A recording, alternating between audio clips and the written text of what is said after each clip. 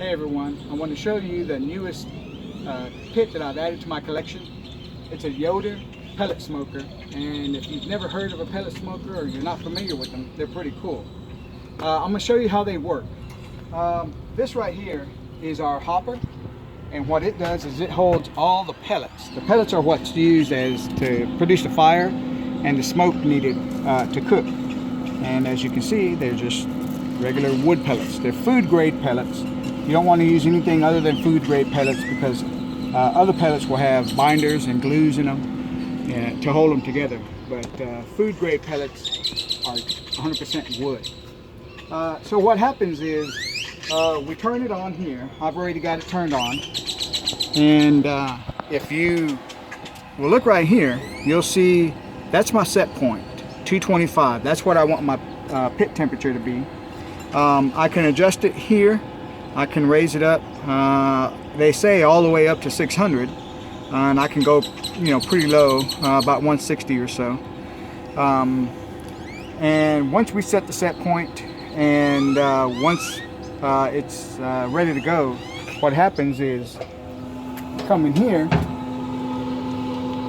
this right here is an auger, and what it does is it turns real slowly and it drops pellets into the fire pot, which is this right here. Now eventually what's going to happen is, it's already started, you may not be able to tell, but there's an igniter in there and it gets real hot, and once it gets real hot it will start to ignite those pellets in there, and that'll catch fire and obviously make smoke, and then we'll be ready to cook.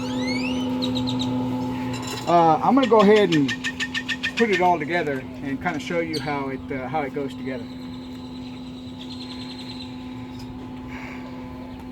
This right here is the plate that goes inside. It'll cover the whole inside, and it's actually sloped down to this end over here. Now what will happen is when you're cooking on it, all the grease, everything that you're cooking will drip onto here. It'll go down that way. And at the very end, as a matter of fact, you take a shot of it. At the very end over here, there's a hole right there, and there's a bucket underneath there, and it'll catch all the grease that's produced from your food. Let's get one more shot before I put this in. You'll see that the pellets have actually caught on fire. And after a little while, the igniter will shut off and the fire will just continue to burn because we have a fan in here that's continually feeding oxygen to it, and the auger is going to continue to feed pellets into it, so it'll maintain a temperature for as long as we need it.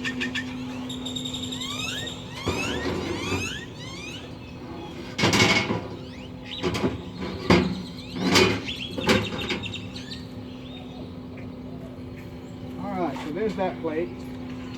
Here's the grills. There's 4 of them. They're real heavy duty grills. Go ahead and put those in place.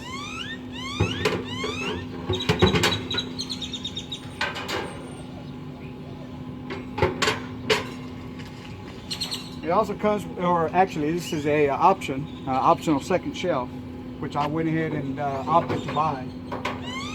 Gives us a little bit more area to cook on.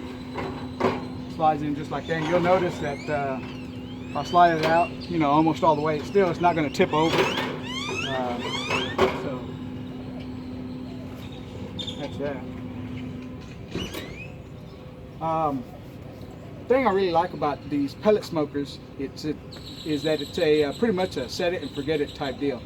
If I'm doing a long cook, let's say I'm doing a brisket or so, and I'm cooking it for, let's say, 14 or 16 hours. In my old smoker, this stick burner over here, what I would do is I would start it the night before. I'd stay up all night. I would make sure that the fire didn't get too high or too low, and then the next day I'd be real tired after we ate, just go to sleep for the rest of the day. But with this pellet smoker, once we dial it in to whatever temperature we want, and once the temperature comes up to that setting, it'll maintain that temperature all night long. So if you want to go watch the game or go to a movie, If you want to go take a nap or go to sleep, you can do that, because as long as you've got pellets in the hopper, it's going to maintain that temperature all the time. So that's the good thing about this smoker. And I haven't tried it. I haven't tried to cook anything on it yet, but we're going to do some pork and some chicken thighs here in a little bit, and hopefully everything will come out great. You do have to have electricity for this. You have to be able to run the auger and the fan and the controller. But other than that, everything should work just fine. I want to show you one thing real quick. Once it gets up to about 115 degrees, you're going to actually see the pit temperature. Right now it says 126, and the dash lines going across that way means that it's going to continue to raise the temperature to our set point of 225, but it's doing more of a maintaining than it is of a raising the temperature. So and it takes about 30 minutes to get to your set point. After that, it will maintain as long as you want it to. It'll maintain until the cook is done, or until you raise or lower the set point, depending on what you need. So yeah, I'm really excited about it. I've wanted one for a long time, finally got one, and can't wait to cook on it. So until next time, happy queuing, and tune in next time to Queuing with Grandpa. Thanks.